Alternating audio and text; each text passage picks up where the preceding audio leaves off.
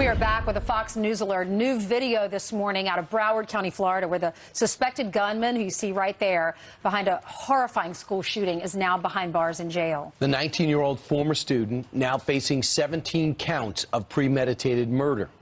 Rebecca Vargas from our affiliate in South Florida is live at the jail in downtown Fort Lauderdale with the latest. Rebecca?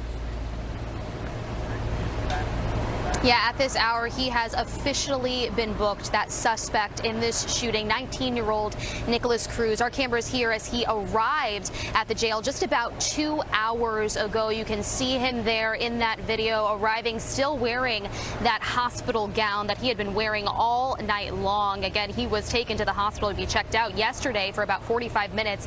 Then he was brought to Broward County Sheriff's Office headquarters to be questioned. He has been there all night long. We're talking 12 hours of interrogation by both the FBI and homicide detectives. They are both working together, these agencies, investigating this terrible tragedy. And then this morning, he was brought here to the jail in Fort Lauderdale and has been booked. They are looking at any possible motive he may have had for this shooting. They're also looking at what he was doing in the days and the hours leading up to this shooting. They've also looked at his social media, his Instagram, his Facebook posts. The sheriff telling us they are disturbing, these posts. So now we are waiting to hear from authorities on what they may have learned in this 12-hour-long extensive interrogation process. But the good thing here is he is behind bars, and he is accused of 17 counts of premeditated murder. For now, we are live outside of the Broward County Jail in Fort Lauderdale. I'm Rebecca Vargas for Fox and Friends. All right, Rebecca, thank you very much. Meanwhile, overnight, the FBI frantically searching for answers at a Florida home tied to the teen gunman accused of killing those 17 people at his former high school. Here to weigh in on this and where the investigation goes from here is former Deputy Assistant Director of the FBI's Counterterrorism Division, Terry Turchi. Terry, thank you for being with us. What happens next? You're welcome, Ainsley. Thank you.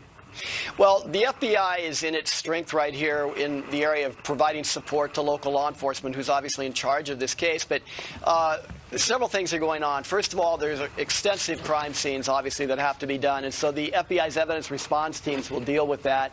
Doing these interviews, there's a couple kinds of interviews. As you mentioned, the subject interview, which was probably very carefully coordinated, and the FBI provided behavioral support and any kind of support it could provide before the interview actually occurred, as well as being a participant in the interview. And then there are literally hundreds and hundreds of interviews to do out in the field. And those kind of things the Bureau can bring a lot of manpower into and get it done, and then track and follow leads and make sure that those are all done, and then the results are reported. So all of that kind of service is brought in so that we get a quick picture of what happened here, and also a kind of a real rapid determination as to whether or not there might have been anybody else involved. Usually in these things they're not, but you've got to know, and this is how you do that. Sure. Sometimes, Terry, you know, all this FBI and the investigators can do is look at the social media, look at the computer, look at cell phone records, stuff like that, because the gunman is dead. But in this case, he's alive, and he certainly could tell them why he did it. The big question is whether or not he's going to be cooperative. Well, he could, and he may very well. I mean, it's not one of those cases where there's a mystery as to who did what, and so we'll just have to watch and wait. But many times people who do things like this, these terrible crimes, are interested in talking about them, because remember, part of the whole tone of the whole environment of these kind of people is that they want to have some sort of publicity in life. They want to matter in a big way, and that's why they get into this societal level violence.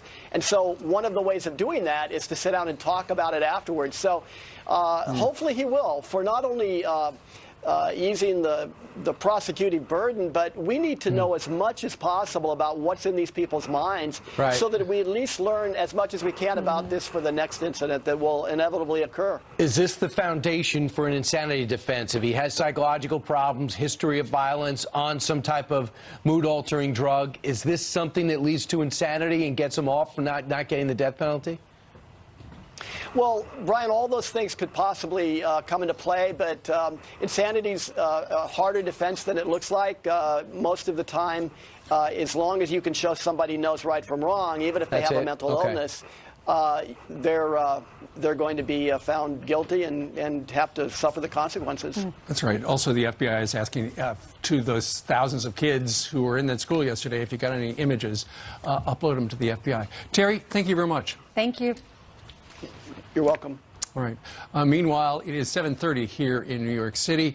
Florida Governor Rick Scott has been in South Florida trying to comfort the grieving families. He's going to join us live with the very latest on the investigation.